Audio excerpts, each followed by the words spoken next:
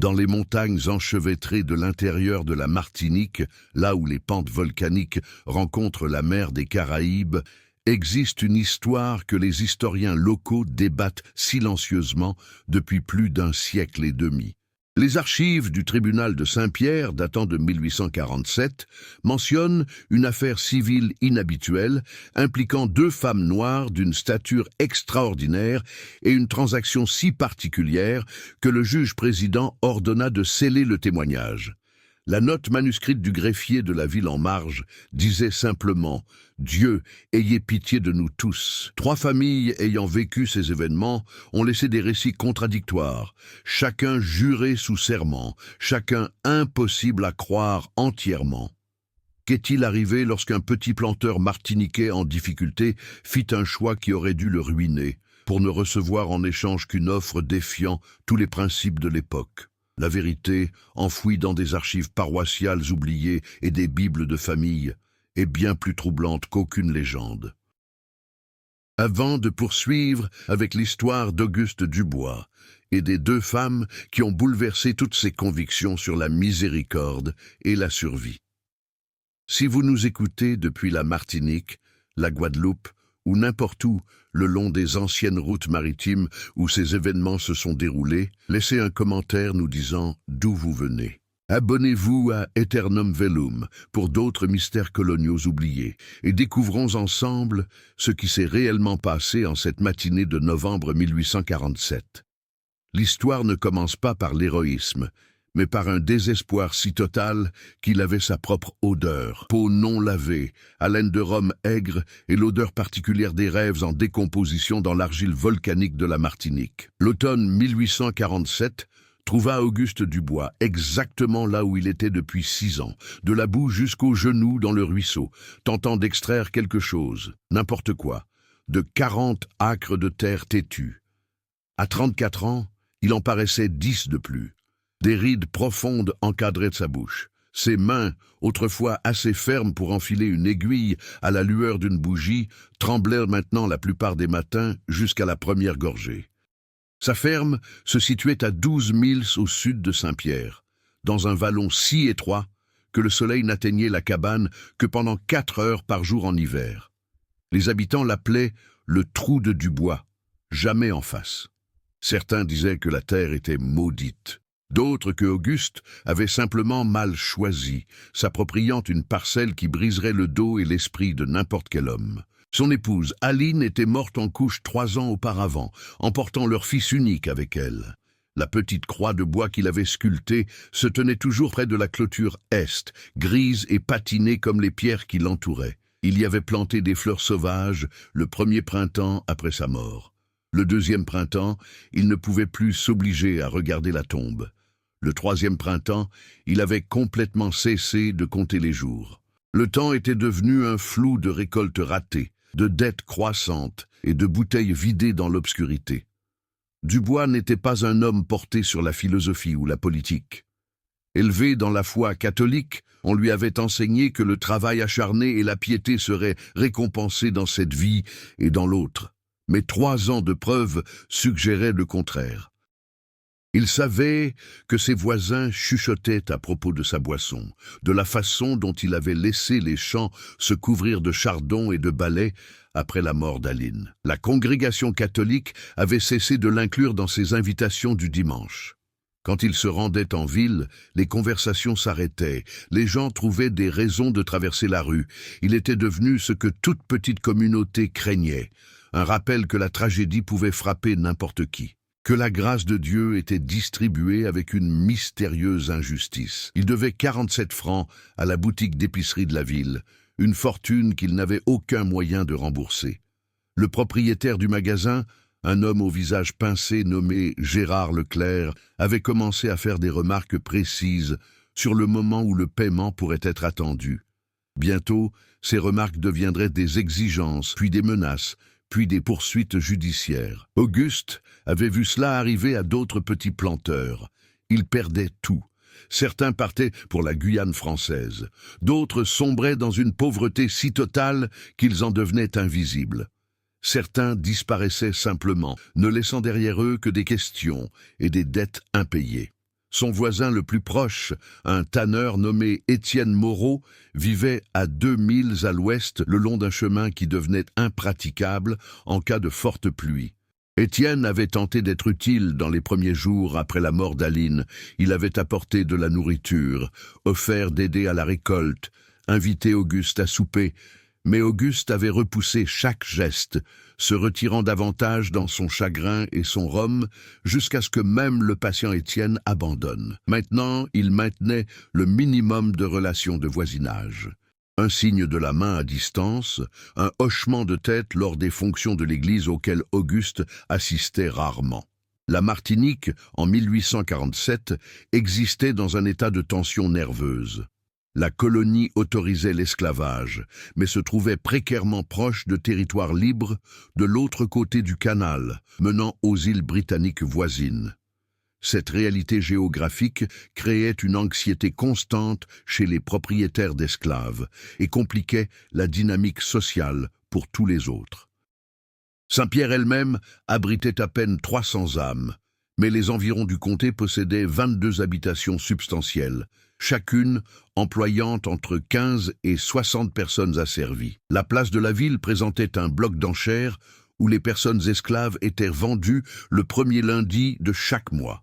Auguste avait été témoin de plusieurs de ces ventes. Elles le mettaient mal à l'aise d'une manière qu'il ne pouvait articuler. Alors, il évitait simplement la ville, ces lundis-là. L'institution coloniale, comme l'appelait la bonne société, créait une pyramide de richesse et de peur. Au sommet se trouvaient les propriétaires des plantations de canne à sucre et de café, les de Beaumont, les Latour, des familles qui avaient revendiqué des terres en Martinique dans les années 1780 et bâti des fortunes sur l'agriculture et le travail humain. En dessous d'eux se trouvait la classe professionnelle, avocats, médecins, marchands qui desservaient l'économie de la plantation. Puis venaient les planteurs de taille moyenne avec 5 à 10 travailleurs asservis. Au bas de l'échelle se trouvaient les petits planteurs blancs pauvres comme Dubois qui possédaient leurs terres mais les travaillaient eux-mêmes. Ils occupaient une position inconfortable, au-dessus des personnes esclaves en statut légal et social, mais au-dessous des propriétaires de plantations dans toutes les mesures pratiques. Ils travaillaient à peine leur propre terre, tout en regardant des hommes plus riches prospérer grâce à un labeur dont ils ne saliraient jamais les mains. Cela créait une psychologie étrange. Les petits planteurs blancs pauvres comme Dubois étaient encouragés à voir les personnes esclaves comme des menaces pour leur position économique, des concurrents pour le travail et les salaires. Simultanément, on attendait d'eux qu'ils soutiennent l'institution de l'esclavage comme essentielle à la prospérité de la colonie et à la suprématie blanche. La tension entre le ressentiment économique et la solidarité raciale était résolue par une simplicité brutale. Quelles que fussent leurs différences avec les riches planteurs, on enseignait aux blancs pauvres qu'ils avaient plus en commun avec le plus riche esclavagiste qu'avec le travailleur asservi le plus qualifié. Les décrets coloniaux et le Code noir restaient en vigueur et les propriétaires d'esclaves de la Martinique le prenaient au sérieux. Caporaux, chasseurs d'esclaves et patrouilleurs parcouraient la région comme des loups, toujours à l'affût des fugitifs se dirigeant vers le nord. La récompense pour un fugitif capturé pouvait nourrir une famille pauvre pendant 6 mois. Certains en faisaient carrière. D'autres se contentaient de garder les yeux ouverts, sachant que livrer un fugitif signifiait la faveur de la noblesse locale, et les faveurs signifiaient du crédit, de l'indulgence. Lorsque le collecteur d'impôts se présentait, signifiait que votre nom était mentionné dans les salons, où les décisions sur l'avenir de la paroisse étaient prises. Auguste essayait de ne pas penser à ces choses. Il avait assez de problèmes pour rester en vie sans méditer sur les grandes questions morales de l'époque. Mais les questions, comme elles le font, étaient sur le point de le trouver d'une manière qui le forcerait à décider qui il était et ce qu'il croyait de la miséricorde, de la justice et du prix de l'âme d'un homme. La ferme elle-même racontait l'histoire de son déclin. Le champ ouest, qui aurait dû être planté de manioc d'hiver, était en jachère. Le poulailler qu'Aline avait insisté pour peindre en rouge vif laissait maintenant apparaître le bois gris nu à travers la peinture écaillée. Le puits avait besoin d'une nouvelle corde. Le toit de la cabane fuyait à 3 endroits.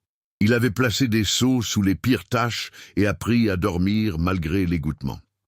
Le potager qu'Aline avait entretenu si soigneusement était retourné à l'état sauvage. Parfois la nuit, ivre et à moitié rêveur, il pouvait la voir là, agenouillée dans la terre, ses mains sombres de sol, son visage brillant de satisfaction pour un travail bien fait. Puis il se réveillait complètement et ne voyait que des mauvaises herbes. Il possédait une mule, une créature ancienne nommée Jackson, têtue comme le péché originel et 2 fois plus méchante. La mule avait survécu à 2 propriétaires avant qu'Auguste ne l'achète pour $8 qu'il ne pouvait pas se permettre. Jackson avait également survécu à Aline, ce qui semblait cosmiquement injuste. La mule avait 23 ans et ne montrait aucun signe de mort. Auguste soupçonnait que Jackson lui survivrait aussi, juste pour contrarier. Son seul autre bétail consistait en 4 poules qui produisaient des œufs irrégulièrement, et un cochon à moitié sauvage qu'il avait échangé au printemps dernier. Le cochon vivait principalement dans les bois, n'apparaissant que lorsqu'il sentait la nourriture. Dubois l'avait nommé Judas, pour des raisons qui lui semblaient drôles quand il buvait. La cabane était une pièce unique, de 16 pieds carrés, construite avec des rondins calfatés. Une cheminée en pierre dominait un mur. Un cadre de lit en corde tenait un matelas de spattes de maïs qu'Aline avait cousu. Une table, 2 chaises et une poignée d'ustensiles de cuisine complétaient l'ameublement. Sur une étagère au-dessus de la porte se trouvait la Bible d'Aline, son nom inscrit en écriture soignée sur la page de garde intérieure. Aline Carpenter Dubois, née en 1815, mariée en 1840. La date de la mort restait non écrite. Auguste ne pouvait se résoudre à marquer la page, comme si la laisser vierge pouvait d'une manière ou d'une autre signifier qu'elle n'était pas vraiment partie. Il gardait son fusil appuyé contre la porte. C'était un fusil long de Pennsylvanie que son père avait porté lors de la guerre de 1812. Le canon était rayé et la crosse avait été réparée 2 fois, mais il tirait droit. Auguste le nettoyait religieusement, la seule chose qu'il entretenait correctement. Certaines nuits, il s'asseyait avec le fusil sur ses genoux, passant un chiffon huilé sur le canon, et pensait à quel point ce serait facile. Un coup de feu rapide, définitif, plus de dettes, plus de chagrin, plus de voir la ferme qu'Aline avait aimée se dégrader autour de lui, mais il ne le faisait jamais. En partie par crainte de l'enfer, les catholiques étaient très clairs sur le suicide, et en partie par une obstination qu'Aline avait trouvée tour à tour attachante et exaspérante. Si la vie voulait le briser, il la ferait travailler pour la victoire. Il ne donnerait pas à la mort la satisfaction de la reddition.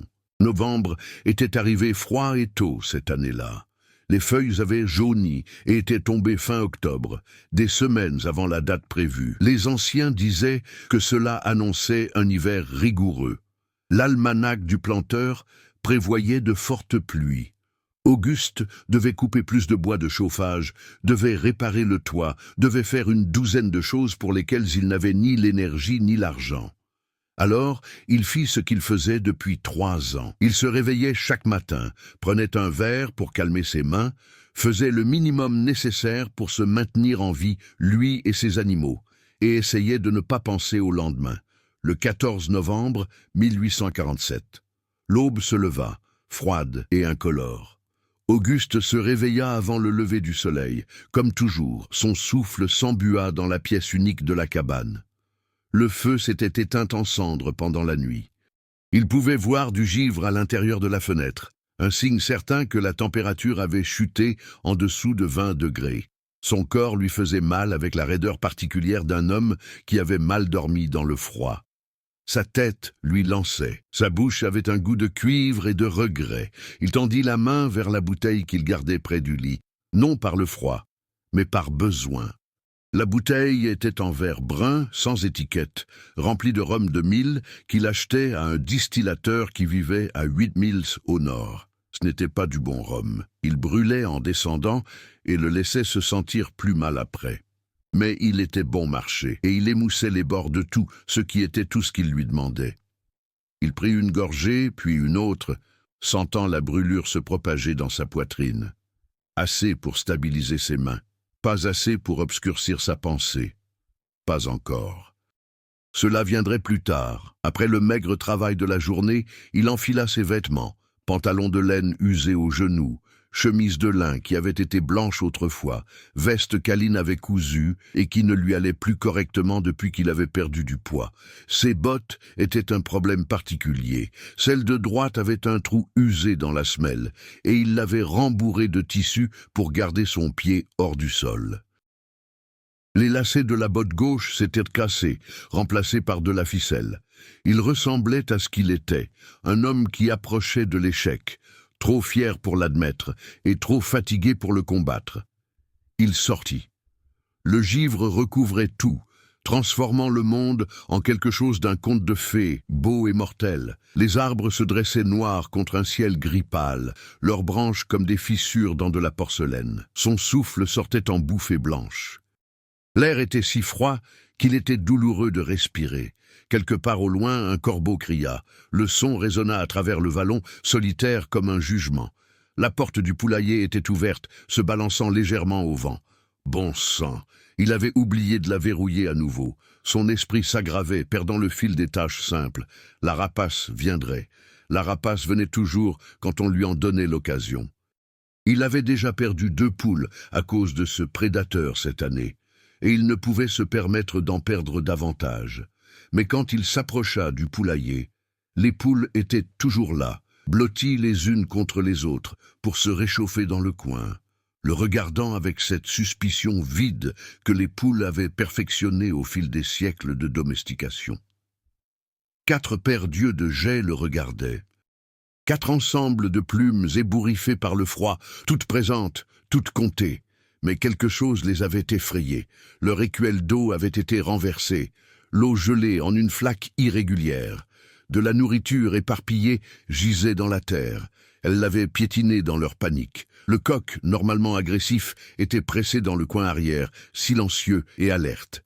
Le regard d'Auguste passa au-delà du poulailler, vers la ligne d'arbres à 60 verges de distance.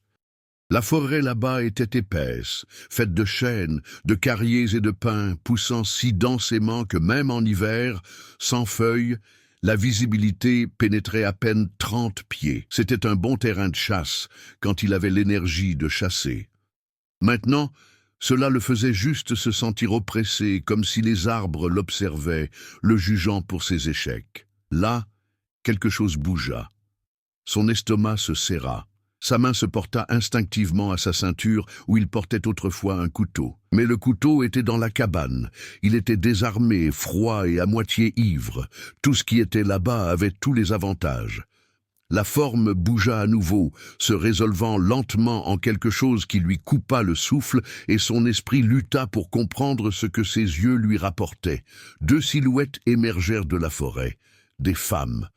Ce fut sa première pensée. Sa deuxième pensée fut que quelque chose n'allait pas avec ses yeux. Parce que ces femmes ne pouvaient pas être aussi grandes qu'elles le semblaient. Elles devaient être plus proches qu'il ne le pensait. La lumière du matin jouait des tours avec la perspective et la distance, mais elles continuaient d'avancer et l'échelle ne changeait pas. Elles étaient réellement, véritablement, incroyablement immenses. Elles se déplaçaient lentement, chaque pas prudent et délibéré, comme des gens marchant sur du verre brisé. Elles portaient des vêtements d'esclaves grossiers, de simples tuniques d'Osnaburg, le genre que portaient les travailleuses esclaves des champs. Le tissu était rêche, non teint, et maintenant déchiré et sale à cause de jours de voyage difficiles. Leurs tuniques pendaient lâchement, conçues pour le labeur plutôt que la modestie, sans chaussures. Leurs pieds étaient nus, exposés au sol couverts de givre, et même à 60 verges de distance, Auguste pouvait voir qu'elles étaient blessées, saignantes, enflées, plus endommagées que de simples ampoules ne pouvaient l'expliquer. Mais c'était leur taille qui figea Auguste sur place, lui fit oublier le froid, les poules et tout le reste. La première femme mesurait au moins 6 pieds et demi, peut-être plus. C'était difficile à juger à cette distance, mais elle dominait tout autour d'elle, large aux épaules, avec des bras aussi épais que les cuisses de la plupart des hommes. Sa carrure n'était pas mince ou allongée comme quelqu'un étiré sur un chevalet. Elle était proportionnée, bâtie comme une femme normale, mise à l'échelle d'une fois et demie, puissante, formidable. La seconde était encore plus grande, près de 7 pieds, devina Auguste, bien que son esprit luttât pour accepter ce que ses yeux rapportaient. Elle était bâtie de manière similaire à la première femme, bien que sa carrure portât moins de muscles. Là où la première femme se déplaçait avec une force contrôlée, la seconde se déplaçait avec la démarche instable de quelqu'un proche de l'effondrement. Elle chancelait à chaque pas. Sa compagne gardait une main protectrice sur son coude, la stabilisant, la guidant. Leur peau était plus foncée que la plupart des personnes esclaves qu'Auguste avait vues autour de Saint-Pierre, brun foncé, presque noir bleuâtre dans la lumière du petit matin. Leurs cheveux étaient coupés courts, probablement pour éviter qu'ils ne soient attrapés lors d'un combat ou d'une chasse. Leur visage portait un air distinctif, pommettes hautes, nez large, yeux largement espacés. Il y avait quelque chose de royal dans leurs traits, quelque chose qui suggérait une ascendance d'un endroit lointain de la Martinique, loin de l'Amérique entière. La première femme, la plus forte, avait une cicatrice sur la joue gauche, pâle contre sa peau sombre. C'était une vieille cicatrice guérie il y a des années, allant de son oreille au coin de sa bouche. La main droite de la seconde femme était enflée au double de sa taille normale, les jointures fendues et saignantes. Le genre de blessure que l'on obtient en frappant quelque chose de dur ou quelqu'un. Alors qu'elles émergeaient complètement de la ligne d'arbre, Auguste put voir plus de détails qui lui firent tourner l'estomac. Des marques de fouet sillonnaient leur dos, visibles à travers les déchirures de leur tunique. Certaines des blessures étaient anciennes, guéries en cicatrices en relief. D'autres étaient fraîches, rouges, en colère, suintantes. Les pieds de la femme la plus grande n'étaient pas seulement blessés. C'était de la chair à vif, saignant par des douzaines de coupures. Elle avait marché si loin sur ses pieds qu'ils s'étaient essentiellement désintégrés. Comment elle tenait encore debout était un mystère. Comment elle bougeait encore était impossible. Elles s'arrêtèrent à 30 pieds de la cabane, s'arrêtèrent simplement, se tenant là dans l'herbe couverte de givre, sans rien dire. Les yeux de la femme la plus forte scannèrent la cabane, la cour, le poulailler. Auguste lui-même, cataloguant tout, évaluant les menaces et les opportunités avec l'intelligence rapide de quelqu'un qui avait appris à lire les situations vite ou à mourir. La femme la plus grande chancela à nouveau. Ses yeux étaient vitreux, flous. Elle ne fonctionnait que par volonté. Auguste avait déjà vu ce regard dans les yeux d'hommes poussés au-delà de ce que les corps humains devraient endurer. Il lui restait des heures, peut-être moins. Elle se tenait là sans rien dire, juste à l'observer, attendant. L'esprit d'Auguste se lança dans des calculs avec la vitesse d'une panique pure, des fugitives, ses vêtements, ses blessures, ce silence désespéré. Tout criait fugitif, ce qui signifiait que leur propriétaire les cherchait, ce qui signifiait une récompense, ce qui signifiait les 47 francs payés à la boutique d'épicerie. Peut-être 50 francs, peut-être plus pour des femmes aussi inhabituelles. Des femmes aussi grandes auraient été des propriétés précieuses. Des propriétés chères, le genre de propriété que leur propriétaire n'abandonnerait pas facilement. Sa main se dirigea vers le fusil appuyé contre la porte, pas pour tirer, il n'était même pas sûr de ce qu'il faisait, simplement se déplacer par instinct, cherchant quelque chose de solide et de mortel face à une situation qu'il ne pouvait pas comprendre. « De l'eau !» dit la femme la plus forte. Sa voix était à peine plus qu'un murmure, mais elle portait clairement dans l'air froid du matin. S'il vous plaît, français. Elle parlait français. Clair, sans accent. Toutes les personnes esclaves ne le faisaient pas, surtout pas celles qui venaient tout juste des blocs d'enchères. Le grand-père d'Auguste avait raconté des histoires de navires de charge, de personnes volées en Afrique qui arrivaient en parlant des langues que personne autour d'elles ne comprenait. Des gens qui n'apprenaient jamais plus qu'une poignée de mots français nécessaires pour prendre des ordres. Mais ces femmes parlaient, ce qui signifiait qu'elles étaient ici depuis un moment, ce qui signifiait qu'elles avaient été possédées par quelqu'un pendant des années, ce qui signifiait que quelqu'un à proximité avait perdu une propriété précieuse, ce qui signifiait que quelqu'un à proximité les voulait de retour. « S'il vous plaît » répéta la femme. Elle toussa. un son humide et crépitant qui indiquait du liquide dans ses poumons. Du sang apparut au coin de sa bouche, rouge vif contre sa peau sombre, frappant comme un avertissement. Elle l'essuya avec le dos de sa main, laissant une traînée sur sa joue. La main d'Auguste retomba, s'éloignant du fusil. Il ne prit pas de décision consciente. Son corps se déplaça simplement, traversant la cour, s'approchant de ces deux femmes incroyablement grandes qui pourraient probablement lui briser le cou sans effort si elles le choisissaient. La plus forte se tendit à son approche, son bon poing se serra, son corps se décala légèrement, se déplaçant entre Dubois et sa compagne, protectrice, prête. Mais elle ne frappa pas. Elle se contenta de l'observer avec des yeux qui contenaient plus d'épuisement que de peur. Des yeux qui avaient déjà vu le pire que les humains pouvaient se faire mutuellement et attendaient simplement de voir quelle version de l'humanité ils représentaient. De près, l'étendue réelle de leurs blessures devint visible. Et Auguste sentit quelque chose se tordre dans sa poitrine. Des marques de fouet sillonnaient le dos de la femme la plus forte, de vieilles cicatrices superposées à des blessures fraîches. Quelqu'un l'avait battue récemment, l'avait battue durement. Les blessures étaient infectées. Il pouvait voir du pus jaune au bord de certaines coupures. Les pieds de la femme la plus grande étaient pires qu'il ne l'avait imaginé. Ils n'étaient pas seulement coupés, les plantes avaient été déchiquetées par des milles de terrain accidentés. Il pouvait voir la chair exposée, pouvait voir de la saleté et des débris incrustés dans les blessures. Elle aurait dû crier. Au lieu de cela, elle restait là, chancelant, ses yeux à moitié fermés. Les visages des deux femmes étaient émaciés, les pommettes saillantes sous une peau tendue par la faim. Leurs bras étaient minces, les côtes visibles à travers les tuniques déchirées. Elles étaient affamées avant de s'enfuir. La fuite avait aggravé les choses. Elles semblaient avoir perdu 20 livres chacune au cours de la dernière semaine. « Entrez », s'entendit dire Auguste. Les mots sortirent avant qu'il n'y ait réfléchi, avant qu'il n'ait considéré les conséquences ou les lois ou quoi que ce soit, au-delà de l'impulsion humaine de base d'abriter des créatures souffrantes du froid. Avant que quelqu'un ne vous voie, la femme la plus forte l'étudia un long moment, calculant, décidant. Puis elle hocha la tête une fois, aida sa compagne à faire un pas, puis un autre. Elles se dirigèrent vers la cabane avec la lenteur prudente de personnes sachant que leur corps était proche de la rupture totale.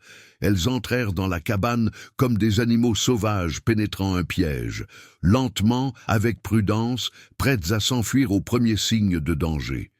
La femme la plus forte se maintint entre Dubois et sa compagne, ne lui tournant jamais complètement le dos. Ses yeux scannèrent la pièce unique, notant le fusil, le couteau sur la table, les fenêtres, la porte, les voies d'évasion, les armes, les menaces. La femme la plus grande s'effondra dès qu'elle franchit le seuil, s'écroula simplement, ses jambes cédant complètement. Elle frappa le sol assez fort pour secouer la cabane. La femme la plus forte s'agenouilla immédiatement à côté d'elle, berçant sa tête sur ses genoux, murmurant quelque chose dans une langue qu'Auguste ne reconnut pas. Ce n'était pas du français, ni aucune langue indigène qu'il avait entendu parler par les commerçants, quelque chose d'autre entièrement, quelque chose qui sonnait ancien, étranger. Auguste resta debout dans sa propre porte, soudain incertain. Il avait invité des fugitives dans sa maison. La sanction légale pour avoir hébergé des esclaves fugitifs était de 6 mois de prison et une amende de 1 000 francs, une fortune qui aurait pu être 1 million. Il n'avait pas 1 000 francs, il n'avait pas 10 francs, quand la loi viendrait, et la loi venait toujours. Il saisirait sa terre, sa cabane, tout ce qu'Aline avait aimé. Il prendrait tout et le laisserait sans rien. Il pouvait encore arranger cela. Il pouvait monter Jackson jusqu'en ville tout de suite. Le dire à Leclerc à l'épicerie, le dire aux magistrats, ils enverraient des hommes. Les femmes seraient parties avant midi, et Auguste serait un héros, un bon citoyen qui aurait fait son devoir. Ses dettes seraient pardonnées, son crédit restauré. Les gens lui parleraient à nouveau, l'accueilleraient de nouveau dans la communauté. Tout ce qu'il avait à faire était de choisir sa propre survie plutôt que la leur. « Quel est votre nom ?» demanda-t-il. Sa voix sonna étrange à ses propres oreilles, trop forte, trop brusque. La femme la plus forte leva les yeux vers lui. « Marie, dit-elle. Sa voix était plus grave que celle de la plupart des femmes, mais claire et précise, éduquée. Quelqu'un lui avait appris à bien parler. « C'est ma sœur, Sophie. Sœur. » Cela expliquait la protection incessante. La façon dont l'attention de Marie ne quittait jamais le visage de Sophie, même en parlant à Dubois. La famille, le lien qui transcendait tout le reste. « D'où fuyez-vous » La mâchoire de Marie se contracta. Ses yeux se durcirent. Pendant un moment, Auguste pensa qu'elle ne répondrait pas. Puis avec la lassitude de quelqu'un qui avait calculé les chances et décidé que la vérité était son meilleur pari, Saint-Pierre, l'habitation de Beaumont. Auguste connaissait ce nom. Tout le monde dans le centre de la Martinique connaissait les de Beaumont. Il possédait 3000 acres travaillés par plus de 200 personnes asservies, une des plus anciennes familles de la colonie, descendante de la noblesse française qui avait migré vers l'ouest dans les années 1780, quand la Martinique était encore la frontière. Ils élevaient des chevaux, des purs sangs qui gagnaient des courses à Fort-de-France et Saint-Pierre. Ils cultivaient la canne à sucre qu'ils vendaient à des prix premium à Bordeaux et Paris. Ils étaient riches d'une manière qui faisait que d'autres riches se sentaient pauvres. Et apparemment, ils possédaient ces 2 femmes. Saint-Pierre est à 150 milles d'ici, dit lentement Auguste. Vous avez marché tout ça? Presque tout. Marie baissa les yeux vers Sophie, dont la respiration était devenue superficielle et rapide. Ses yeux étaient maintenant fermés. Sa peau avait pris une pâleur grise. Certaines nuits, nous roulions dans des charrettes. Des gens nous ont aidés. Pas beaucoup, mais quelques-uns. Le chemin de fer clandestin. Auguste savait qu'il existait, tout le monde le savait. Mais il ne s'était jamais attendu à en faire partie. Des conducteurs. C'est ainsi qu'on appelait les gens qui aidaient les fugitifs. Des stations pour les refuges. Tout un réseau secret d'infractions à la loi opéré par des missionnaires, des Noirs libres et des Blancs abolitionnistes qui croyaient que les droits de propriété importaient moins que les âmes humaines. Auguste croyait aux droits de propriété. Il y avait toujours cru. La propriété d'un homme était sacrée. C'était le fondement de la civilisation. Sans droit de propriété, sans la loi protégeant ce qu'un homme possédait, la société s'effondrait dans le chaos. On ne pouvait pas simplement prendre ce qui appartenait à quelqu'un d'autre, peu importe ce qu'on en pensait. Mais ce n'était pas des chevaux ou des charrettes ou de la terre. C'étaient des personnes qui parlaient. Des personnes qui se protégeaient mutuellement. Des personnes qui avaient marché 150 000 sur des pieds en sang, parce que ce qu'elles avaient laissé derrière elles était pire que l'hémorragie. « Je vais vous chercher de l'eau, » dit Auguste. Sa voix sortit plus rauque qu'il ne l'avait prévu. « Et de la nourriture. Ensuite, vous devrez partir. » Il se dirigea vers le baril d'eau dans le coin, remplit une tasse en étain, l'apporta à Marie. Elle la prit de sa bonne main, la gauche, puisque sa droite était enflée et blessée. Elle la porta aux lèvres de Sophie. Sophie but désespérément. L'eau coulant sur son menton, sa gorge travaillant à chaque gorgée. Quand la tasse fut vide, elle fit un petit bruit. Pas vraiment des mots, juste un besoin. Marie rendit la tasse à Auguste. « Merci. 2 mots, simples, mais qui portaient leur poids. Reconnaissance. Reconnaissance du risque. Compréhension de ce que coûtait même cette petite gentillesse. Ne me remerciez pas encore. Vous ne pouvez pas rester ici. Il y aura des hommes qui chercheront, des chasseurs d'esclaves, des chasseurs professionnels. Ils vérifieront chaque ferme, chaque cabane, chaque grange, dans un rayon de 100 milles quand ils vous trouveront ici. » Il ne termina pas la phrase. Il n'en avait pas besoin. Ils comprirent tous. Nous savons. La voix de Marie était ferme, malgré le désespoir dans ses yeux. Nous avons juste besoin de quelques heures. Laissez Sophie se reposer, reprendre des forces. Ensuite, nous continuerons. Où ça? Au nord, une île libre, peut-être Trinidad. Trinité était à 70 milles de là. Le Canada était à 1000 milles de plus au-delà. Auguste regarda Sophie, qui pouvait à peine garder les yeux ouverts, dont les pieds étaient détruits, qui était clairement malade d'autre chose que de l'épuisement. Elle ne ferait pas 70 verges, encore moins 70 000. Il devrait les livrer. La pensée revenait sans cesse, insistante. Il devrait sceller Jackson, se rendre à Saint-Pierre, le dire à Leclerc à l'épicerie. Le dire aux magistrats, ils enverraient des hommes. Les femmes seraient parties avant midi. Et Auguste serait un héros, un bon citoyen qui aurait fait son devoir. Ses dettes seraient pardonnées, son crédit restauré. Les gens lui parleraient à nouveau, l'accueilleraient de nouveau dans la communauté. Tout ce qu'il avait à faire était de choisir sa propre survie plutôt que la leur. Au lieu de cela, il se dirigea vers le garde-manger, une petite armoire qu'Aline avait insisté pour qu'il construise, et sortit ce qui restait de son pain de maïs et le talon d'un jambon qu'il gardait pour le dîner du dimanche. Ce n'était pas grand-chose. Le pain de maïs avait 2 jours, commençant à rassir. Le jambon était principalement de l'os et du cartilage, mais c'était de la nourriture, et ces femmes avaient besoin de nourriture plus que lui du dîner du dimanche. Il l'apporta à Marie, qui regarda la nourriture comme si elle ne pouvait pas croire qu'elle était réelle. Sa main trembla lorsqu'elle la saisit. Elle déchira le pain de maïs en 2, donna le plus gros morceau à Sophie, qui le mangea avec un désespoir mécanique, mâchant et avalant sans sembler goûter. Marie rongea l'os du jambon en tirant chaque parcelle de viande avec ses dents. « Mangez !» dit-il inutilement. Elle mangeait déjà, toutes les 2. « Je vais monter la garde. » Il ne savait pas pourquoi il avait dit ça. Il ne savait pas quelle folie l'avait saisi. Il ne savait pas quand exactement il avait décidé que 2 esclaves fugitives importaient plus que sa propre survie. Aline aurait compris. Aline avait toujours été meilleure que lui, plus gentille que lui, plus certaine de ce qui était juste. Elle aurait fait la même chose sans hésiter. C'était peut-être pour ça qu'il le faisait. Peut-être essayait-il d'être l'homme qu'Aline avait cru qu'il était au lieu de l'ivrogne raté qu'il était devenu. Ou peut-être était-il juste fatigué de faire le mauvais choix. Fatigué de choisir la survie plutôt que la décence. Fatigué d'être le genre d'homme qui pouvait regarder la souffrance sans rien faire, parce que faire quelque chose était gênant. Il prit son fusil, se positionna près de la fenêtre et commença l'attente. Elles dormirent. Marie dura peut-être 30 minutes avant que l'épuisement ne la submerge. À un moment donné, elle était assise droite, alerte, observant Auguste avec des yeux fatigués. L'instant d'après, sa tête tomba en avant et elle fut partie. Son corps se rendant finalement aux exigences de jours sans repos.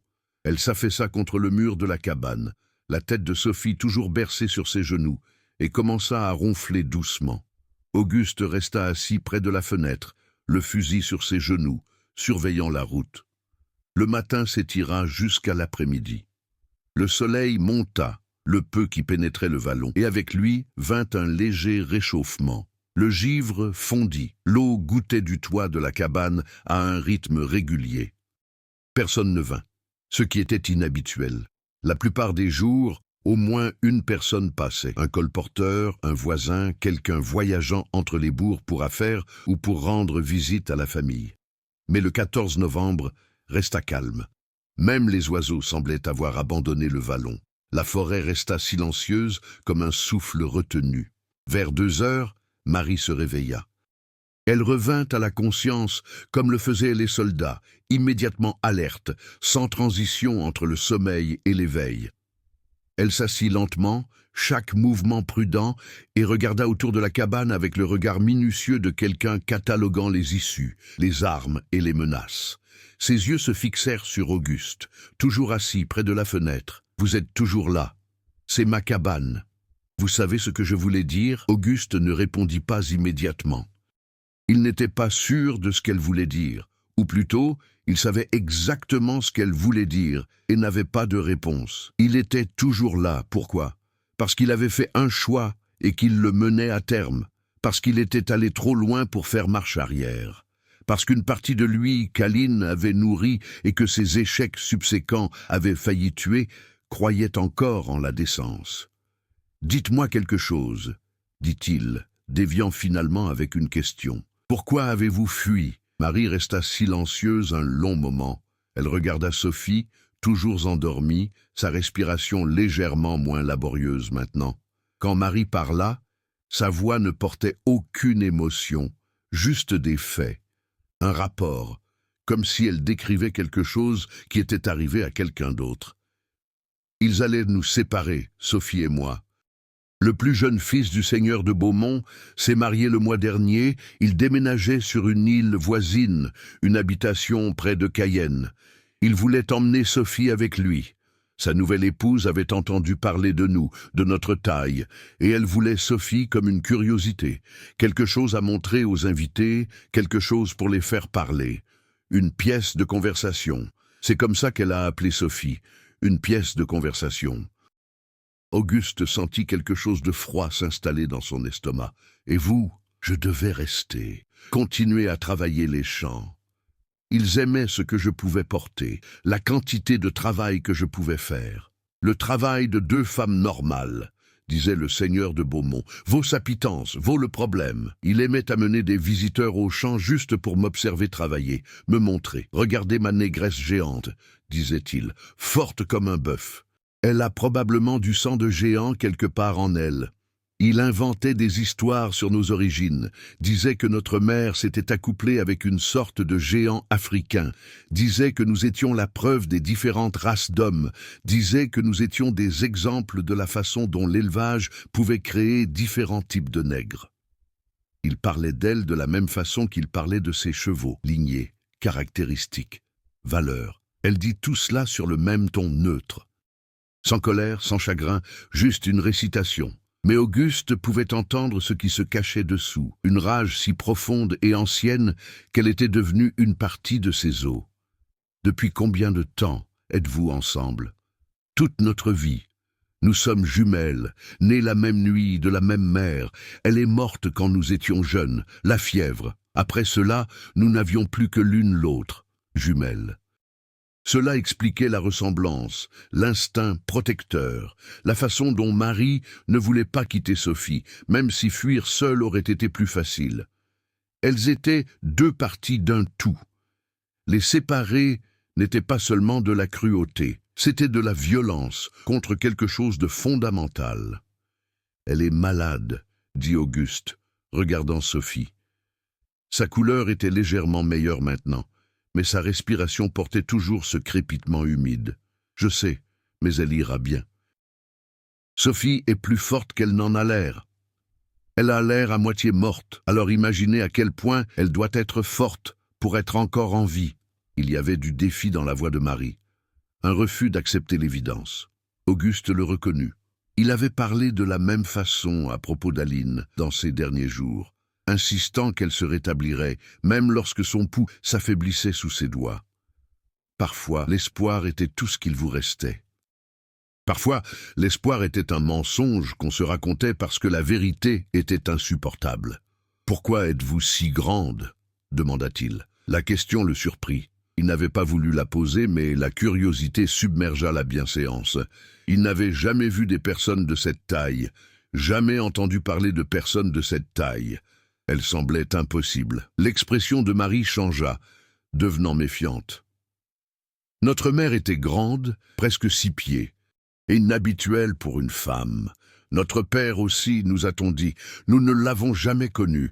Il a été vendu avant notre naissance. Mais les gens disaient qu'il était énorme, 7 pieds ou plus.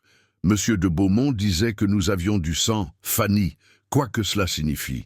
Il aimait dire aux gens que nous descendions de géants africains. Cela nous rendait plus précieuses, plus exotiques. Il amenait des acheteurs juste pour nous regarder fixement. Même quand nous étions enfants, surtout quand nous étions enfants. « Regardez ces filles, disait-il, elles vaudront une fortune une fois adultes.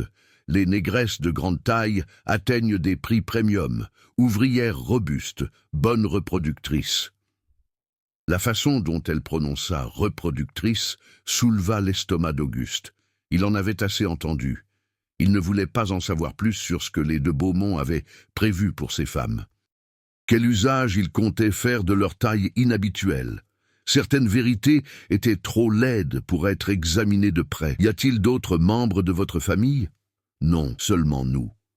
Notre mère a eu 3 autres enfants avant nous, tous de taille normale. Tous vendus avant notre naissance. Nous ne les avons jamais rencontrés, jamais su leur nom. Notre mère ne voulait pas en parler, disait que ça faisait trop mal. Nous étions ces dernières, ces étranges. La façon dont elle dit cela, c'est étrange, portait à la fois fierté et douleur. Auguste comprit cela aussi. Être différent signifiait être remarqué. Être remarqué signifiait ne jamais être laissé seul. Cela signifiait être précieux, d'une manière qui n'avait rien à voir avec votre humanité, et tout à voir avec votre utilité pour les autres. Un bruit extérieur les fit se figer tous les deux. Des sabots, plusieurs chevaux se déplaçant rapidement. Le bruit portait clairement dans le calme de l'après-midi. Le martèlement rapide des sabots sur la route de terre, le tintement du harnais, le grincement du cuir, venant de la direction de la route principale, se rapprochant. Auguste se leva, se déplaça vers la fenêtre. 3 cavaliers montaient le chemin depuis la route principale, leurs chevaux au trot. Même à distance, il reconnut la posture du cavalier de tête, l'assise avachie, la manipulation paresseuse des rênes. Étienne Moreau, son voisin.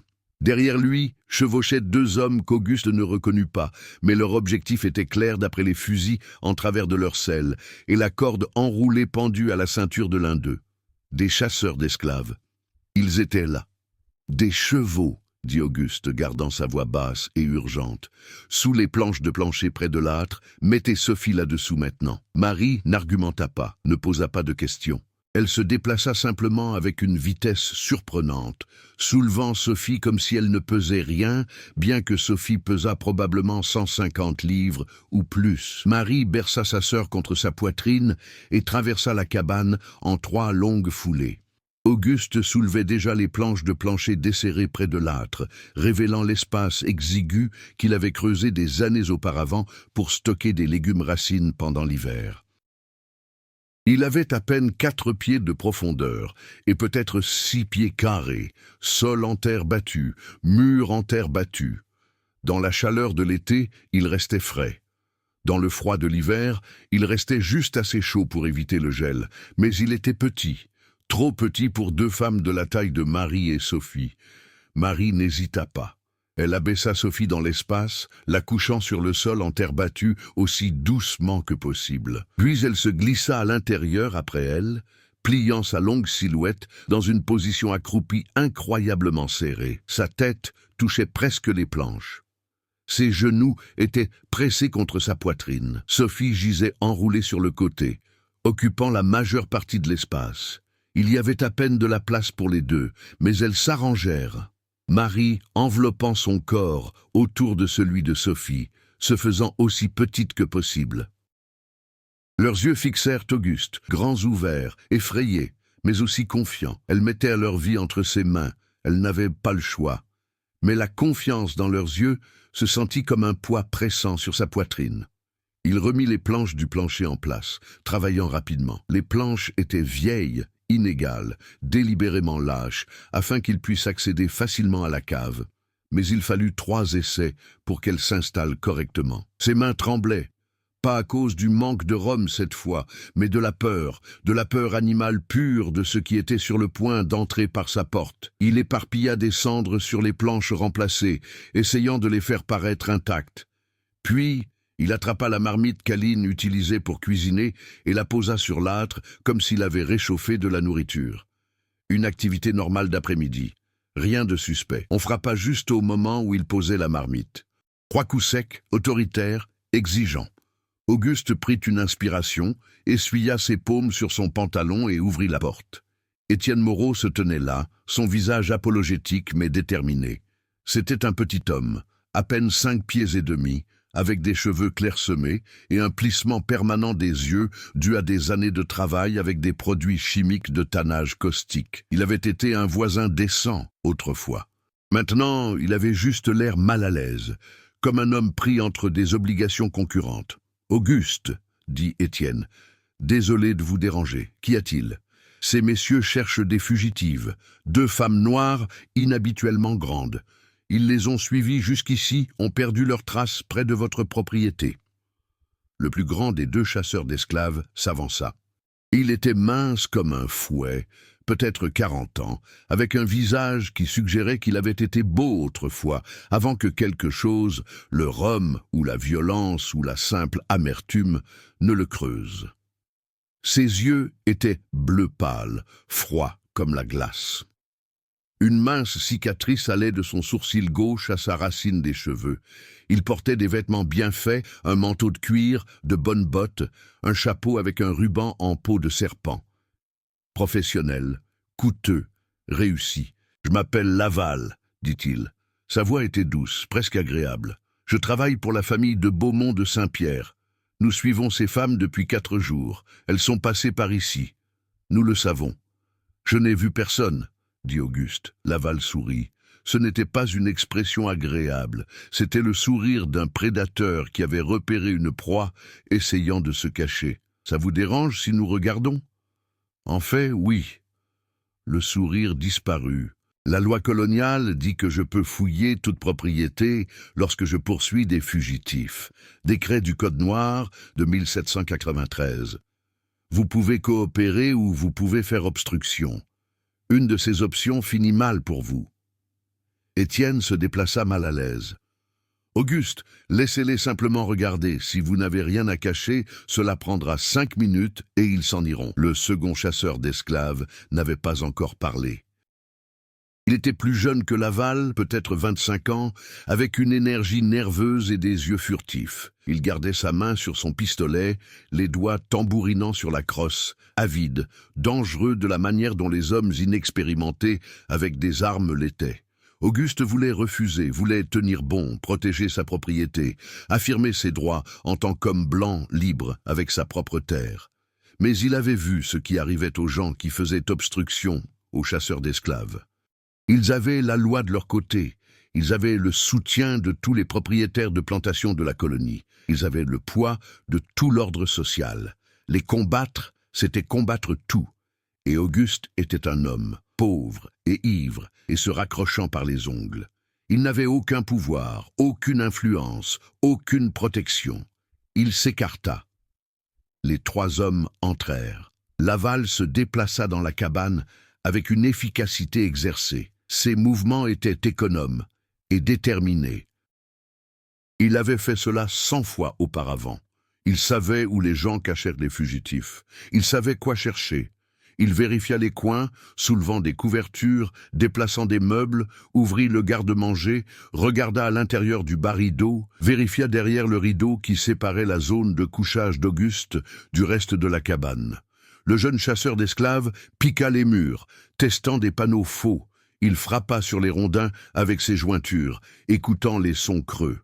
Étienne se tenait près de la porte, l'air de souhaiter être n'importe où ailleurs. « Endroit douillet !» dit Laval d'un ton de conversation. « Un peu délabré cependant. Vous entretenez bien la ferme du bois ? Assez bien. J'ai entendu dire que vous deviez de l'argent en ville. J'ai entendu dire que votre crédit s'était aminci. J'ai entendu dire que Leclerc menaçait d'une action en justice. » Il fit une pause, laissa les mots s'enfoncer. C'est une situation difficile pour un homme. 2. Ce ne sont pas vos affaires. Ça pourrait devenir mes affaires. Voyez-vous, il y a une récompense substantielle pour ces femmes. 300 francs chacune. Il laissa le nombre planer dans l'air, observant le visage d'Auguste pour une réaction. C'est de l'argent qui pourrait résoudre beaucoup de problèmes pour un homme dans votre position. 600 francs. Le nombre frappa Auguste comme un coup physique. Il n'avait jamais détenu 600 francs de sa vie. Il ne pouvait pas imaginer à quoi ressemblaient 600 francs tout en un seul endroit. Ce n'était pas seulement la dette payée, c'était un nouveau départ, de nouvelles semences pour le printemps, du nouveau bétail, tout nouveau. 600 francs était la différence entre la survie et la famine, entre garder la ferme qu'Aline avait aimée et la perdre par saisie. Tout ce qu'il avait à faire était de pointer l'âtre. Laval se rapprocha de la cheminée. Il était à 3 pieds de distance, 2 pieds, assez près pour sentir la chaleur de la marmite qu'Auguste y avait placée. Assez près pour voir le motif de cendre sur le sol. Assez près pour remarquer, s'il regardait attentivement, que la cendre avait été récemment dérangée, que le motif n'était pas naturel, que quelqu'un l'avait dispersé délibérément. Vous savez, dit Laval, sa voix toujours de conversation. Héberger des fugitifs entraîne de sérieuses sanctions. 6 mois de prison, 10 000 francs d'amende, saisie de propriété, mais les informations menant à la capture, c'est différent. C'est un devoir civique, c'est une bonne conduite de voisinage. C'est récompensé. Il regarda directement Auguste. Ses yeux pâles étaient de connaisseur. Il disait qu'il faisait cela depuis assez longtemps pour lire la culpabilité sur le visage d'un homme, pour voir les micro-expressions qui trahissaient les mensonges. Il savait, d'une manière ou d'une autre, il savait. La bouche d'Auguste s'ouvrit. Des mots se formèrent sur sa langue. Pendant un moment terrible, il n'était pas sûr de ce qui allait sortir. Confession, déni, un marché désespéré. Alors Sophie toussa. Ce fut un petit bruit, à peine audible, étouffé par les planches du plancher et la cendre. Mais dans le silence de la cabane, il sonna comme une cloche d'église, indéniable, humain. La tête de Laval se tourna brusquement vers l'âtre. Le jeune chasseur d'esclaves tira son pistolet. Étienne laissa échapper un petit son de détresse. Le temps s'étira. Auguste pouvait voir chaque détail avec une clarté cristalline. Des filaments de poussière flottant dans le rayon de soleil de la fenêtre. Le motif du grain dans les planches. L'angle exact de la tête de Laval alors qu'il se tournait vers le son. La façon dont le pouce du jeune chasseur d'esclaves tirait le chien de son pistolet. Un clic fort comme un os qui se brise dans le silence. Laval fit un pas vers l'âtre, puis un autre, et il allait vérifier, allait soulever ses planches, allait trouver Marie et Sophie blotties dans ce petit espace. Et puis tout, le choix d'Auguste, son risque, son seul acte décent en 3 ans d'échec, serait anéanti. « Attendez !» dit Auguste. Sa voix sortit ferme. Il fut surpris de cela, il s'attendait à ce qu'elle tremble. Laval s'arrêta, levant les yeux. « Quelque chose que vous voulez me dire ?» Les pensées d'Auguste coururent. Il n'y avait aucune issue. Pas de mensonge astucieux qui pourrait expliquer cette tout. Pas de distraction qui ferait oublier aux 3 hommes ce qu'ils avaient entendu. Ses seules options étaient de livrer les femmes ou de se battre contre 3 hommes armés dans sa propre maison. Aucune des options ne finirait bien pour lui ou pour Marie et Sophie.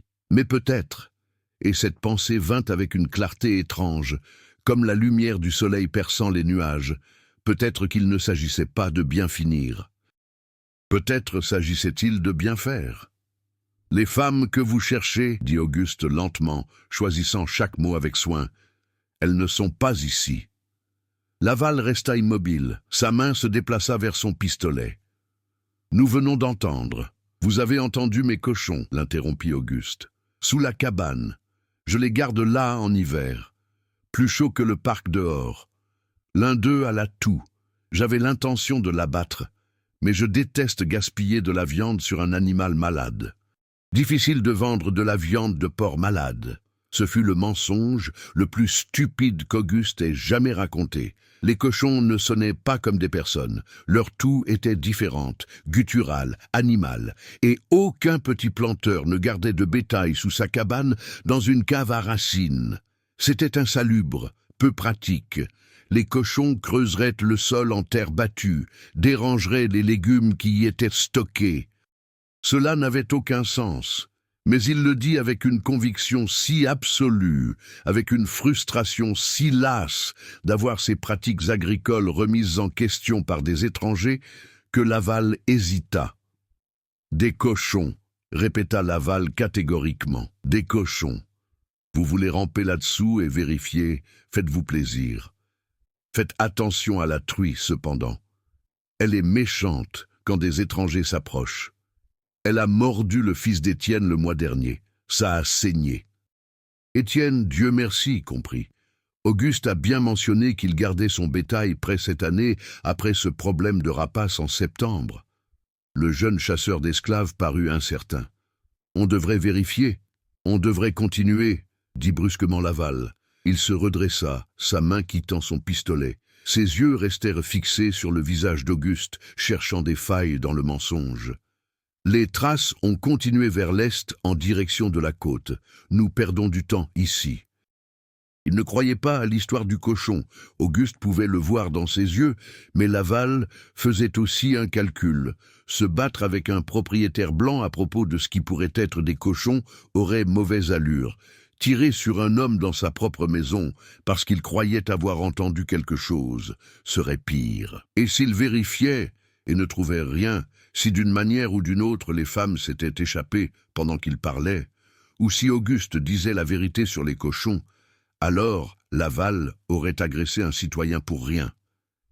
Les de Beaumont étaient puissants, mais pas assez puissants pour le protéger de cela. Surtout pas lorsque le citoyen en question était blanc et possédait des terres. Les hommes blancs pauvres avaient encore une certaine protection sous la loi. Pas beaucoup, mais un peu. Parfois, c'était suffisant. Auguste réalisa que la blancheur et la propriété d'un homme importaient parfois plus que sa pauvreté. Parfois, le système protégeait même ses membres les plus faibles tant qu'ils avaient la bonne apparence et détenaient de la terre. C'était une vérité laide, une vérité injuste. Mais à cet instant, c'était la vérité qui maintenait Marie et Sophie en vie. « Nous reviendrons », dit Laval. Sa voix était douce, menaçante. « Si nous découvrons que vous avez menti, vous découvrirez que je n'ai pas menti. » Laval soutint son regard un instant de plus. Puis il se retourna et sortit, le jeune chasseur d'esclaves le suivant. Étienne s'attarda dans l'embrasure de la porte. « Auguste, dit-il doucement, j'espère que vous savez ce que vous faites. »« Moi aussi. » Étienne secoua la tête et partit. Auguste resta à la porte, observant les trois hommes montés à cheval, les regardant s'éloigner sur le chemin vers la route principale, regardant jusqu'à ce qu'ils disparaissent au détour et que le son des sabots s'évanouisse dans le silence. C'est seulement à ce moment-là que ses jambes commencèrent à trembler. Ce n'est qu'à ce moment-là que le poids total de ce qu'il venait de faire le frappa. Il avait menti à des chasseurs d'esclaves. Il avait fait obstruction à une poursuite légale. Il avait commis un crime qui pouvait lui coûter tout, et il le referait. C'était la partie la plus étrange. Si Laval revenait maintenant, Auguste mentirait à nouveau, continuerait de mentir jusqu'à ce qu'il le traîne enchaîné. Quand il fut certain que les hommes étaient vraiment partis, il souleva les planches. Marie le fixa, Sophie toujours blottie dans ses bras. Les deux femmes respiraient à peine. La terreur dans leurs yeux était absolue. Le genre de peur qui vient d'être chassé comme des animaux, de savoir que votre vie dépend entièrement des caprices d'étrangers. Ils sont partis, dit Auguste. Sa voix tremblait maintenant. Vous êtes en sécurité. Pourquoi ? Demanda Marie. Juste ce mot, mais il contenait tout. Pourquoi risquer cela ? Pourquoi nous aider ? Pourquoi nous choisir plutôt que votre propre survie ? Auguste n'avait pas de réponse. Ou plutôt, il avait trop de réponses. Parce qu'Aline aurait voulu qu'il le fasse. Parce qu'il était fatigué d'être seul avec ses échecs. Parce que 600 francs ne pouvaient pas racheter son respect de soi. Parce que ces femmes étaient des personnes. Et que les personnes méritaient mieux que d'être chassées comme des animaux. Parce que peut-être faire une chose décente avant de mourir importait plus que la survie. « Je ne sais pas, dit-il honnêtement, mais vous ne pouvez pas rester ici. Ils reviendront ce soir avec plus d'hommes. Ils fouilleront correctement la prochaine fois. Ils vous trouveront. Où pouvons-nous aller ? » Auguste réfléchit. Il connaissait des gens qui pourraient aider. Le prêtre catholique. Non. Trop visible. Trop lié à la société locale. N'importe qui à l'église les livrerait immédiatement. La famille de Noirs libres à 30 000 au nord. Possiblement. Les Noirs libres étaient des abolitionnistes connus. Mais 30 000, c'était trop loin pour Sophie dans son état. Elle n'y arriverait jamais. Alors il se souvint de quelque chose. Une conversation dans la taverne il y a des mois, entendue et rejetée. Un planteur ivre parlant d'un établissement de Noirs près de la frontière de l'île britannique. Des gens libres qui avaient acheté leur liberté, qui avaient rassemblé de l'argent pour acheter des terres. Vivant dans une communauté protégée par des alliés blancs qui croyaient que l'esclavage était mal. C'était censé être un secret. Mais les secrets dans les tavernes ne le restaient jamais longtemps. La plupart des gens le rejetaient comme une fantaisie, mais certains de ces gens semblaient trop certains dans leur rejet, trop emphatiques, comme le font les gens lorsqu'ils cachent quelque chose de réel. Il y a un endroit, dit-il lentement, y réfléchissant. Environ 40 milles au nord, près de la frontière d'une île voisine, un établissement. Des Noirs libres et des sympathisants. Je ne sais pas exactement où, mais j'ai assez entendu parler pour m'en approcher. Ils vous aideront à atteindre l'île libre, à vous conduire le reste du chemin vers le nord, le lieu de la liberté. 40 milles, dit Marie. Elle regarda Sophie, qui était maintenant semi-consciente, ses yeux papillonnants. Sophie ne peut pas. Je vous emmènerai dans ma charrette ce soir, cachée sous du foin et de la toile de jute. Nous partons à la nuit tombée. Marie le regarda. Pendant un moment, elle sembla incapable de traiter ce qu'il offrait. Puis, des larmes commencèrent à couler sur son visage, silencieuses, lentes, comme si elles avaient été retenues si longtemps qu'elles avaient oublié comment couler. « Pourquoi ?» demanda-t-elle à nouveau, plus doucement cette fois, non pas exigeant une réponse, mais exprimant l'émerveillement qu'une telle gentillesse puisse exister. Auguste les aida à sortir de la cave. Il n'avait pas de réponse à lui donner qui ait du sens. Il le comprenait à peine lui-même. Il savait simplement qu'Aline aurait fait cela, que l'homme qu'il voulait être ferait cela, qu'il avait déjà franchi une ligne et qu'il n'y avait pas de retour en arrière. Alors il pourrait tout aussi bien aller jusqu'au bout, quelle que soit la fin. Ils passèrent l'après-midi à se préparer. Auguste attela Jackson à sa charrette, un processus qui prit 20 minutes car la mule était contraire et méchante et semblait sentir que quelque chose d'inhabituel se passait. La charrette était vieille, maintenue par des réparations successives, mais elle roulait toujours. C'était suffisant. Il empila du foin dans la caisse de la charrette. Pas du foin frais. Il ne pouvait pas se permettre du foin frais, mais du vieux foin de la coupe de l'année dernière. Il était sec et cassant, et sentait légèrement la pourriture, mais il cacherait 2 personnes si elles restaient assez immobiles. Marie l'observa travailler. Sophie dormait à l'intérieur de la cabane, se reposant enfin correctement, maintenant que le danger immédiat était passé. Marie refusa de dormir elle-même. Elle se tenait près de la porte, veillant, ses yeux balayant constamment la ligne d'arbres. « Vous devriez manger autre chose, » dit Auguste. « Reprenez des forces. La nuit sera longue. Nous avons mangé plus aujourd'hui qu'en une semaine. Je vais bien. » Auguste en douta, mais n'argumenta pas. Il lui apporta quand même plus de pain de maïs, et cette fois, elle le mangea sans protester. « Parlez-moi de votre femme, » dit soudain Marie, « celle que vous avez mentionnée, Aline. Nom original, Ruth. » Auguste arrêta de travailler. « Comment savez-vous ? Vous avez dit son nom ce matin. Quand vous nous avez laissés entrer, vous l'avez murmuré. Peut-être que vous ne vous en souvenez pas. » Il ne s'en souvenait pas, mais cela ressemblait à quelque chose qu'il ferait. Aline était toujours là, planant au bord de ses pensées. Parfois, il passait des heures sans penser à elle. Puis quelque chose le lui rappelait. Une odeur, un son, une qualité particulière de lumière, et tout revenait en force. « Elle est morte il y a 3 ans, dit-il. En couche, le bébé aussi. Ils sont enterrés près de la clôture est. Je suis désolé. Moi aussi. » Ils restèrent silencieux un instant. Puis Marie dit, « Elle devait être une bonne femme. Vous faites cela pour elle, n'est-ce pas? Cette chose que vous faites pour nous, peut-être en partie, je ne sais pas. » Auguste enfonça un dernier clou dans une planche lâche de la charrette. « Surtout, je le fais parce que je suis fatigué d'être le genre d'homme qui ne le fait pas. » Quel genre d'homme est-ce? Le genre qui choisit mal, qui prend le chemin facile, qui survit, en ne se souciant pas. Il la regarda. Le genre d'homme qui pouvait regarder 2 personnes souffrir et ne rien faire parce que ce n'était pas son problème. Marie l'étudia longuement. « Vous êtes plus dur envers vous-même que le monde ne l'est. Le monde ne m'a pas assez remarqué pour être dur avec moi. Peut-être que cela est sur le point de changer. » Elle avait raison. D'ici demain, peut-être après-demain, la nouvelle se répandrait.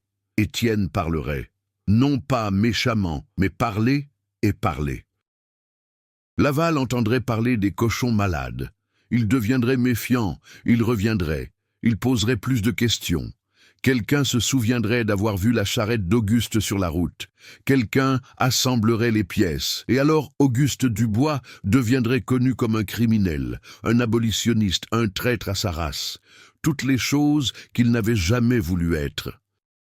Mais d'une manière ou d'une autre, debout dans la lumière déclinante de l'après-midi, regardant Marie maintenir sa veille pendant que sa sœur dormait, Auguste découvrit qu'il s'en fichait. Pour la première fois en 3 ans, il faisait quelque chose qui comptait, quelque chose dont Aline aurait été fière, quelque chose qui pourrait, d'une petite manière, justifier l'espace qu'il occupait dans le monde. À la nuit tombée, ils firent leurs derniers préparatifs. Auguste leur donna le reste de sa nourriture. Pas grand-chose, juste quelques pommes séchées et un morceau de lard salé. Marie essaya de refuser, mais il insista. « Vous en aurez plus besoin que moi. Je peux tirer un lapin demain. Vous devez arriver à cet établissement avec un peu de force restante. » Il avait dessiné une carte approximative basée sur sa mémoire des conversations de taverne. L'établissement se trouvait quelque part près de la frontière de l'île Libre, dans un vallon protégé par des collines. Il était censé y avoir un marqueur, un arbre spécifique avec une pierre blanche à sa base. Il n'était pas certain des détails, mais c'était mieux que rien. Dans l'obscurité totale, vers 8 heures, ils étaient prêts. Marie porta Sophie à la charrette et la coucha dans la caisse. Sophie était consciente maintenant, assez lucide pour comprendre ce qui se passait. Elle regarda Auguste avec des yeux qui portaient une vie de souffrance et un petit espoir fragile. « Merci » murmura-t-elle. Sa voix était à peine audible. « Vous sauvez nos vies. Je ne les ai pas encore sauvés. Il y a un long chemin à parcourir. » Mais Marie grimpa à côté de sa sœur. Auguste les couvrit de foin, puis drapa de la toile de jute par-dessus le foin, puis ajouta encore plus de foin par-dessus. Il travailla soigneusement, s'assurant qu'elle pouvait respirer, s'assurant qu'elle ne suffoquerait pas. Quand il eut fini, la charrette ressemblait à ce qu'il transportait du vieux foin à vendre ou à échanger. Rien d'inhabituel, rien de suspect. Il grimpa sur le siège du conducteur, prit les rênes et fit claquer sa langue. Jackson ne bougea pas, comme on pouvait s'y attendre. Auguste fit à nouveau claquer sa langue. Toujours rien. Il frappa les rênes contre le dos de Jackson. La mule fit un pas réticent, puis s'arrêta. « Je jure devant Dieu, Jackson, si tu ne bouges pas tout de suite, je te vends pour de la colle. » Jackson, sentant peut-être une menace authentique dans la voix d'Auguste, commença à marcher lentement, à contre-cœur. Mais ils marchaient. Ils laissèrent la ferme derrière eux et se dirigèrent vers le nord dans l'obscurité. Ils voyagèrent en silence, les roues de la charrette grinçant, les sabots de la mule doux sur les routes de terre. La nuit était froide mais claire. Une demi-lune fournissait juste assez de lumière pour voir. Auguste suivit des sentiers de chasse qu'il n'avait pas utilisés depuis des années, des chemins qui serpentaient à travers les forêts et autour des fermes, évitant les routes principales dans la mesure du possible. Chaque bruit faisait battre son cœur, chaque ombre ressemblait à une patrouille montée. 2 fois, ils durent se cacher lorsque d'autres voyageurs approchèrent. Auguste tirant la charrette hors du chemin, attendant dans les arbres pendant que les cavaliers passaient. Une fois, ils croisèrent une patrouille, 3 hommes montés avec des torches, fouillant le bord de la route, piquant les buissons, vérifiant les bâtiments abandonnés. Auguste se contenta de les saluer, continua de conduire, son cœur tambourinant si fort qu'il était certain qu'il l'entendrait. « Bonsoir. » Un des patrouilleurs appela. « Vous avez vu des fugitifs ? » « Non, monsieur. Je vais juste chez mon frère. Je lui apporte du foin pour son bétail. Long chemin pour porter du foin la nuit. J'ai promis de le lui apporter.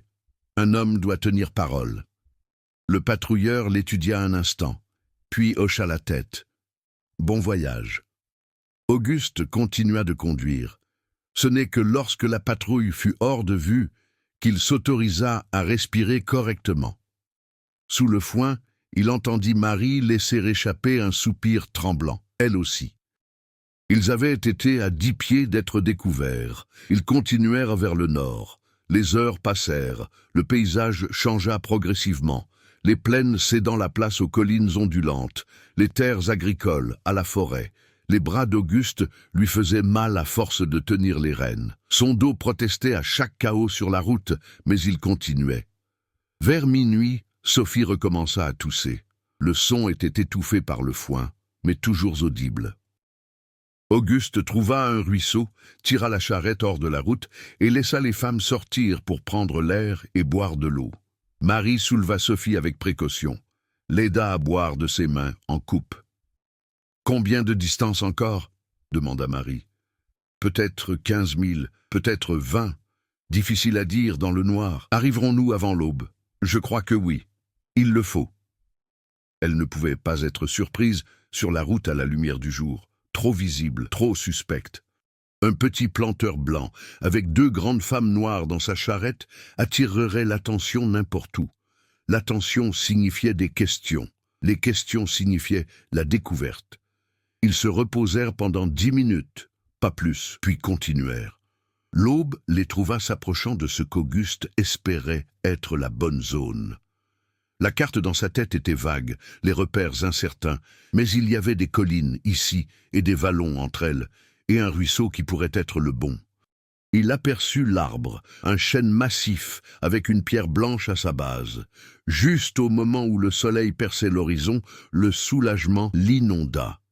Ils y étaient arrivés, ils étaient proches. L'établissement n'était pas grand-chose. Une douzaine de cabanes regroupées autour d'une petite église entourée de champs cultivés. Mais les gens qui émergèrent pour les accueillir étaient libres. Auguste pouvait le voir à la façon dont il bougeait, à la façon dont il se tenait. Sans peur, sans déférence, juste de la prudence. Une vieille femme s'avança la première. Elle était petite, aux cheveux gris, avec des yeux vifs qui ne manquaient rien. Elle regarda la charrette, Auguste, le foin. Puis elle hocha la tête comme si elle avait déjà compris ce qui se passait. « Dina, se présenta-t-elle, vous transportez des passagers, 2 femmes. Elles ont besoin d'aide pour atteindre l'île libre, l'île de la liberté. » Dina ne posa pas plus de questions.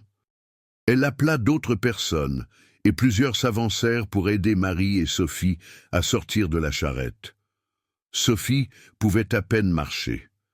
2 hommes durent la soutenir. Marie suivit, ses yeux balayant l'établissement, toujours fatiguée, toujours protectrice. Dina examina Sophie rapidement, touchant son front, écoutant sa respiration, vérifiant ses pieds. Elle fit de petits bruits de désapprobation. « L'enfant est à moitié morte, mais elle vivra. Mettez-la à l'intérieur. Bouillon chaud, eau propre, herbe pour la fièvre. » Ils portèrent Sophie dans l'une des cabanes. Marie regarda Auguste, son expression compliquée, reconnaissante, coupable, inquiète. « Vous devriez partir, » dit-elle avant que le jour ne soit complètement levé, avant que quelqu'un ne vous voie ici. « Je sais. » Mais il ne bougea pas immédiatement. Il se tenait là, soudain incertain. Il les avait amenés jusqu'ici. Et maintenant, partir. Retourner à sa cabane vide et à sa ferme en déclin et attendre les conséquences de ce qu'il avait fait. « Vous avez fait une bonne chose, » dit Dina. Elle s'était approchée sans qu'il ne la remarque. « Risqué, stupide, mais bon. Je ne l'ai pas fait pour être bon. Peu importe pourquoi vous l'avez fait, ce qui importe, c'est que vous l'ayez fait. » Elle lui tendit un baluchon. Du pain enveloppé dans un tissu, de la viande séchée, un pot de confiture, plus que ce qu'il leur avait donné pour votre voyage de retour. Et ceci. Elle pressa autre chose dans sa main. « Ne regardez pas maintenant, attendez d'être chez vous. » Auguste hocha la tête. Il voulait en dire plus, voulait demander si Marie et Sophie atteindraient vraiment l'île libre, voulait savoir si cet établissement était sûr, voulait une assurance que son risque avait valu la peine. Mais il n'y avait pas d'assurance, pas de garantie, juste de l'espoir. Marie revint. Elle s'approcha d'Auguste, se déplaçant lentement, sa main blessée tenue avec précaution. Lorsqu'elle l'atteignit, elle tendit un petit baluchon en tissu. « Le fils du seigneur de Beaumont », dit-elle doucement, « celui qui se mariait, celui qui voulait emmener Sophie. Il aimait montrer sa richesse, garder des pièces d'or dans sa chambre. Je les ai prises avant de nous enfuir. » Elle pressa le baluchon dans la main d'Auguste. « Pour nous avoir aidés, Auguste ouvrit le tissu. 3 pièces d'or brillaient à l'intérieur. Des pièces d'or de 20 francs, 60 francs au total. Pas 600 francs, mais plus qu'assez pour payer ses dettes. Plus qu'assez pour prouver que parfois, bien agir venait avec des récompenses. Même si ce n'était pas la raison pour laquelle vous l'aviez fait. Je ne peux pas accepter ça. Vous pouvez. Vous le ferez. Nous n'aurons pas besoin d'argent où nous allons. L'île libre nous attend. Mais vous en avez besoin ici, pour quand ils viendront poser des questions, pour quand vos voisins cesseront de vous parler, pour quand Leclerc exigera son argent. Sa voix était ferme. Vous nous avez donné nos vies. Ces pièces ne sont rien en comparaison. Il essaya d'argumenter, mais l'expression de Marie n'admit aucune discussion. Elle avait pris sa décision. Alors il ferma sa main autour des pièces, sentant leur poids, et hocha la tête. « Merci, dit-il. » Des mots insuffisants, mais les seuls qu'il avait. « Non, merci à vous. » Marie le regarda un long moment. « J'espère que votre Aline sait ce que vous avez fait aujourd'hui. Je pense qu'elle serait fière. » La gorge d'Auguste se serra. Il ne put parler. Il hocha simplement la tête à nouveau. Puis il grimpa sur sa charrette, fit demi-tour à Jackson et commença le long voyage de retour. Il ne les revit jamais. Ce fut la partie la plus difficile, ne pas savoir. Pendant des semaines, des mois, des années, il se demanda, était-elle arrivée à l'île libre, au nord? Était-elle libre? Ou Laval les avait-il retrouvées d'une manière ou d'une autre? Avaient-elles été capturées, ramenées, punies pour s'être enfuies? Des rumeurs lui parvinrent plus tard, des bribes recueillies auprès de voyageurs et de commerçants. 2 femmes noires inhabituellement grandes avaient été vues travaillant dans un camp de bûcherons près de Saint-Barthélemy, île voisine de la Martinique. Elles étaient libres, disait la rumeur, prospérant, utilisant leur taille et leur force pour gagner de bons salaires, vivant ensemble dans une petite maison qu'elles avaient construite elles-mêmes. Qu'il s'agisse d'elles ou de quelqu'un d'autre, Auguste ne le sut jamais. Il choisit de croire que c'était elle. Choisit de croire que son risque avait valu la peine. La famille de Beaumont publia des avis de récompense pendant des mois, puis des années. Les avis apparurent sur le mur du tribunal de Saint-Pierre, à l'épicerie, à la taverne. 300 francs chacune pour le retour de 2 femmes noires nommées Marie et Sophie. Propriété de Jacques de Beaumont de Saint-Pierre, Martinique. Caractéristiques distinctives, taille inhabituelle. Environ 6,2 à 7 pieds de hauteur. Toute personne détenant des informations doit contacter l'habitation de Beaumont immédiatement. Mais personne ne réclama jamais la récompense. Les femmes avaient disparu aussi complètement que si elles n'avaient jamais existé. Finalement, les avis furent retirés. Les de Beaumont abandonnèrent. Ou peut-être décidèrent-ils simplement qu'annoncer leur perte était plus embarrassant que de l'accepter. Laval ne revint jamais dans l'intérieur. Auguste entendit plus tard que le chasseur d'esclaves avait été tué dans une bagarre à Fort-de-France, abattu par un noir libre qu'il avait tenté de kidnapper et de vendre dans le sud. La nouvelle donna à Auguste une sombre satisfaction. Étienne Moreau ne mentionna plus jamais ce jour de novembre, mais quelque chose changea entre eux. Étienne saluait lorsqu'ils se croisaient sur la route, mais il ne s'arrêta jamais pour parler, n'invita jamais Auguste chez lui, ne demanda jamais d'aide pour son travail de tanneur. Une distance s'était ouverte, pas hostile, juste prudente, comme si Étienne avait réalisé qu'Auguste Dubois était plus compliqué qu'il ne le pensait et que la complexité était dangereuse. Auguste utilisa les 60 francs pour payer ses dettes. Il entra dans l'épicerie de Leclerc par une froide matinée de décembre et plaça 3 pièces d'or sur le comptoir. Leclerc les fixa comme si elles pouvaient être fausses. Puis il sortit son grand livre, nota soigneusement le paiement et remit son reçu à Auguste. 47 francs payés intégralement, dit Leclerc. Sa voix était neutre, professionnelle, mais ses yeux étaient curieux. Il vous reste 13 francs, gardez-le. Crédit pour la semence du printemps. La semence n'arrive qu'en mars. J'attendrai. Leclerc hocha lentement la tête. Où avez-vous trouvé cet argent, Auguste? Si cela ne vous dérange pas que je demande. Ça me dérange. Ce fut la fin de la conversation. Auguste quitta le magasin avec ses dettes payées et son crédit restauré. Pour la première fois en 3 ans, il pouvait marcher la tête haute en ville. Pour la première fois en 3 ans, il avait des options. Il arrêta de boire, pas d'un coup. Les tremblements et les sueurs rendaient cela impossible, mais progressivement. Un jour, il prit 2 verres au lieu de 4, puis 1 au lieu de 2, puis aucun. La bouteille de rhum resta près du lit, mais il cessa de l'ouvrir. Finalement, il la versa et jeta la bouteille. Il commença à travailler la ferme correctement, répara le toit, répara le poulailler, planta le manioc d'hiver dans le champ ouest. Ce fut un travail difficile. Son corps avait oublié comment faire un travail difficile. Mais lentement, douloureusement, il se reconstruisit en quelque chose qui ressemblait à l'homme qu'Aline avait épousé. 5 ans plus tard, en 1852, il se remaria. Son nom était Marguerite, une veuve de Saint-Pierre dont le mari était mort de la fièvre. Elle n'avait pas d'enfant et aucune illusion sur la romance. Ils se marièrent pour des raisons pratiques. Elle avait besoin de quelqu'un pour travailler la terre de son défunt mari et Auguste avait besoin d'une raison de continuer à vivre. Ce n'était pas l'amour, mais cela devint un partenariat, puis le respect, puis quelque chose comme le contentement. Ils eurent 3 filles. Sarah naquit en 1853. Hélène naquit en 1855. Mary naquit en 1857. Auguste les aima avec une ferveur qui le surprit. Il leur racontait des histoires le soir, des contes de fées, des histoires de la Bible, des contes des premiers jours de la Martinique, mais jamais sa propre histoire. Jamais à propos de la matinée de novembre où 2 femmes apparurent de la forêt et changèrent tout.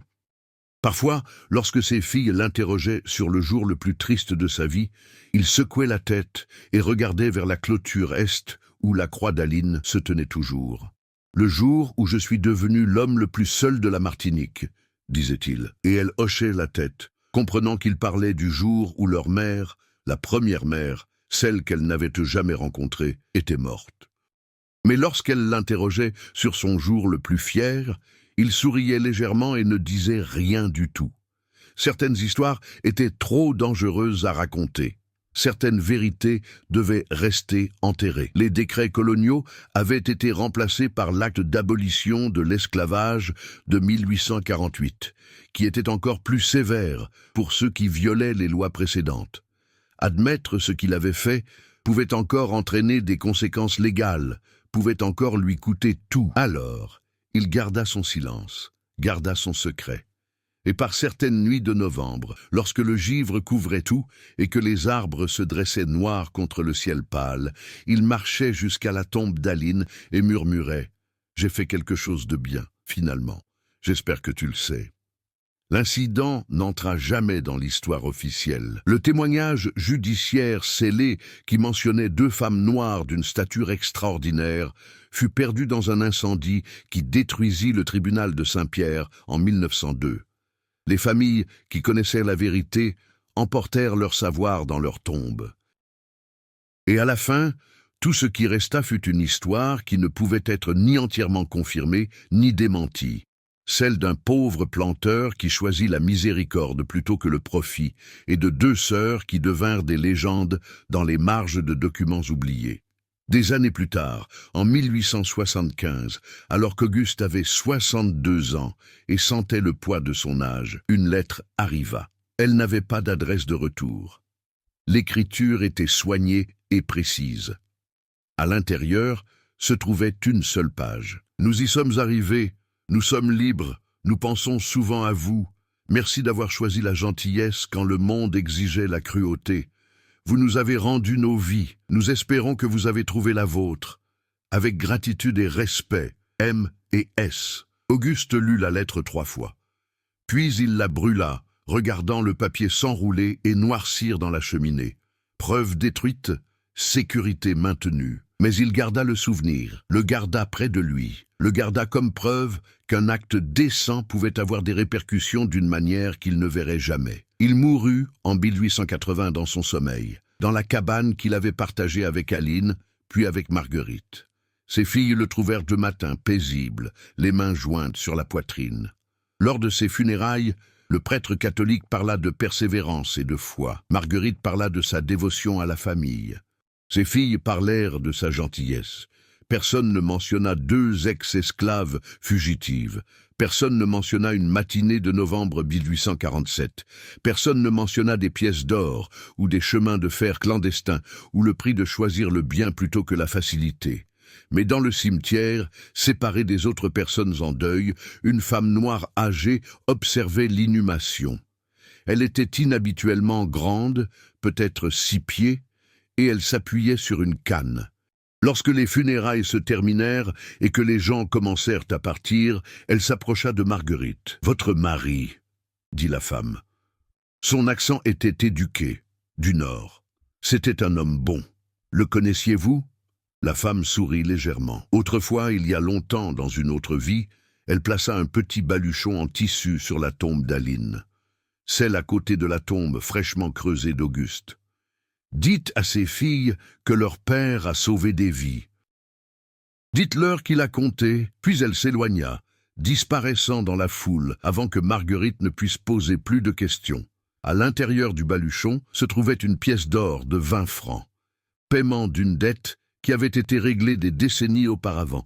Un rappel que parfois, les histoires que nous ne racontons jamais sont celles qui nous définissent le plus complètement. Que pensez-vous de cette histoire? Est-ce vraiment arrivé? Croyez-vous que tout a été révélé? Laissez votre commentaire ci-dessous. Si vous avez apprécié ce conte et souhaitez d'autres mystères historiques sombres comme celui-ci, abonnez-vous à Aeternum Velum. Cliquez sur la cloche de notification et partagez avec quelqu'un qui aime les histoires coloniales oubliées.